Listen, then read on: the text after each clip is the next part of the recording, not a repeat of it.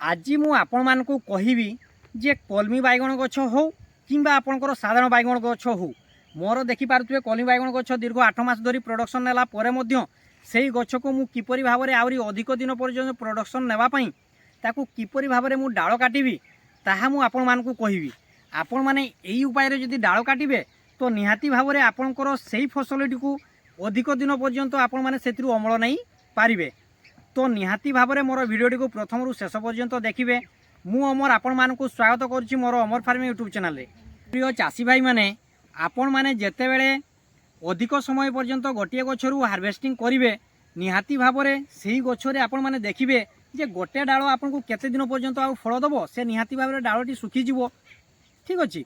तो सेहिथि पई आमे देखिबा जे गोटे गछरु जदि आमे अधिक दिन पर्यंत अमल नेला परे सेही गछर डाळटुकु आमे किपरि भाबरे काटिबा जहा फळ रे आपणकर गछ रोगाक्रांत होबो नाही एवं आपण सेही गछटी को पुराणा गछरे जेपरि भाबरे फळ पाउतले पाखापाखि सेम सेही परिका फळ पाई पारिबे।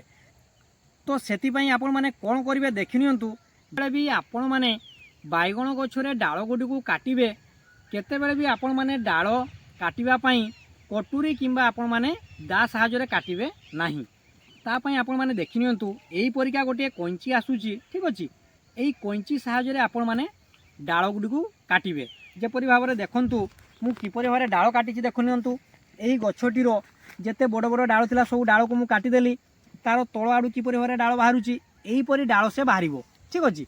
आपण माने देखिनियंतु मु किपरि भाबरे डाळ काटुची एई गछटीरो देखंतु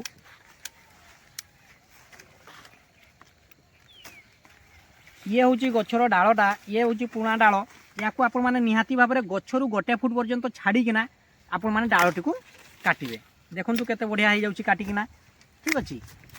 देखिनियंतु आपण मैंने जेते बेले भी डालटी को काटिबे एही परि भाव में मूलरू गोटे फुट छाड़िकी आपणकर डालटी को काटिबे। एथिरे फल वर्तमान भी लागी किंतु से सब फल आउ रखिबार नाही गछरे बहुत दिन हो गला डाल सब।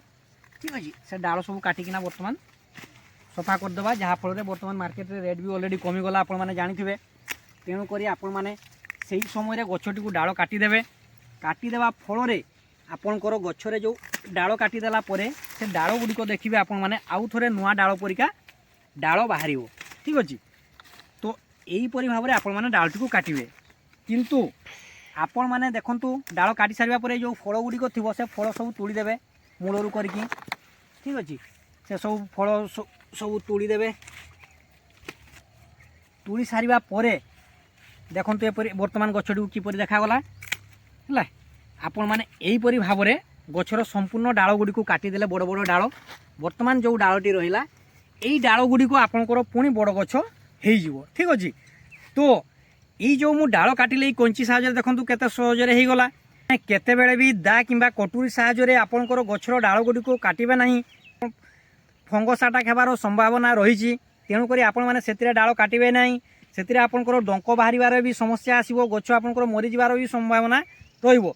तेणुक आपण मैंने यहीपरि भाव में कंची गोटे किणवे किणिकी आपण मैंने डाल गुड़ी को काटिबे जहाँफल देखूँ किपरि भाव में गछर डाल गुड़ी काटिगला। ठीक अच्छे।